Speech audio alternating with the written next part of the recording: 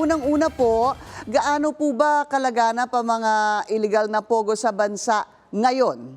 Ilan pa ho ba ang nag-ooperate? Alam naman ho natin, Pinky, na talagang transnational organized crime itong nangyayari sa Pogo na na scene.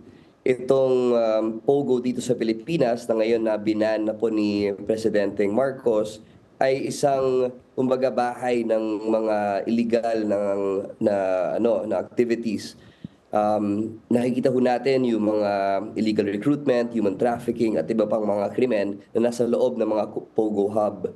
Kahapon po ay nagkaroon ng isang dialogue kasama po yung ibang mga bansa ng ASEAN at doon ho na medyo napag-usapan ho yung cooperation ng mga bansa. May discussion din tungkol sa capacity building, policy development at yung mga best practices po kung saan nakita ho natin yung model ng iba't ibang bansa, no. Pero dito sa Pilipinas ho, nakita ho natin na medyo lumiliit na po yung mga operations nila. Yung latest report na nakuha natin galing sa PAOK, pumapasok na po sila sa mga maliliit na gusali, sa mga Opo. bahay-bahay. Doon lang po yung nagiging operation nila. At sa amin naman ho, sa DOJ, ito ay isang indication na paalis na po talaga sila. Opo. Kumbaga dahil binigyan na ho natin sila ng deadline kahapon ho yun, October 15, para mag-downgrade ng kanilang mga visa from 9G to 9A. Meron na silang 60 days para umalis sa bansa. So siguro itong paglipat nila sa maliliit na gusali at bahay ay indikasyon na paalis na rin ho talaga sila. Dahil itong mga maliliit na operation, hindi po talaga feasible ito sa mga sindikato. Hindi din tatagal kapag ganyang kaliliit yung mga operasyon, no, ASEC. Pero siguro magandang malaman po dito, anong klaseng kooperasyon ang ating makukuha sa mga kapitbahay po natin hinggil dito nga sa Pogo? Unang-una siguro, Pinky, yung reporting at information sharing. Dahil nakita ho natin na yung mga Pogo hubs dito sa Pilipinas ay medyo related naman ho, no? Hindi naman siguro isang kumpanya lang or isang grupo lang ang nagpapatakbo ng Pogo dito sa Pilipinas or yung mga illegal activities, pero may relasyon. Dahil nakita ho natin na kung yung isang empleyado ay hindi umabot sa quota, binebenta sa kabilang company. So kahit papaano po, meron talagang connection yung mga, or at least magkakilala yung mga nagpapatakbo ng mga illegal activities sa mga Pogo hubs, no? So yun po yung una. Pangalawa po, yung capacity building, yung best practices ng ibang bansa Okay. ay medyo ASEC siguro, no, dahil nga may kooperasyon na sa ilang mga bansa, baka sakali pong mas matakot itong mga operators. Kasi ang huling report, ang lumalabas daw, dahil nga itong mga malalaking grupo ay nagiging maliliit na lamang, no, para takasan nga ang mga otoridad. Ang report daw, ASEC, ang nangunguna dito ay mga Pilipino na daw. Totoo ho ba ito?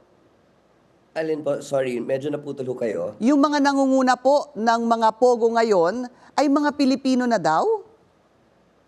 Well, we have to verify that information ho, no? Dahil doon sa ating mga kinasuhan, marami pa rin po mga dayuhan ang nakakasuhan. And sa tingin ho natin, yung mga Pilipino ay hindi yung pinaka big boss. Sila po ay nasa second or third level managers, pero dahil nakita ho natin yung nature ng crime, marami pong ibang nationalities na nasasangkot bilang victim or perpetrator. Sa tingin ho pa rin namin, transnational organized crime pa din po ang nagpapatakbo ng mga operation dito sa Pilipinas. ASEC, ano po ang latest hinggil sa mga reklamo o kaso na maaaring isampa laban kay dating Bamban Mayor Alice Guo? Well, ngayon po, no, may 3 active cases na pinapursue ng DOJ. Ang una dyan ay yung qualified trafficking, non-bailable ho yan. Pending ho siya sa Pasig Branch 167. Pangalawa po, yung money laundering case ay nasa DOJ pa din for preliminary investigation. hinihintay lang ho natin yung mga counter affidavits ng ibang respondent. Pangatlo ho, yung falsified notarized document na sinubmit ni Alice Guo.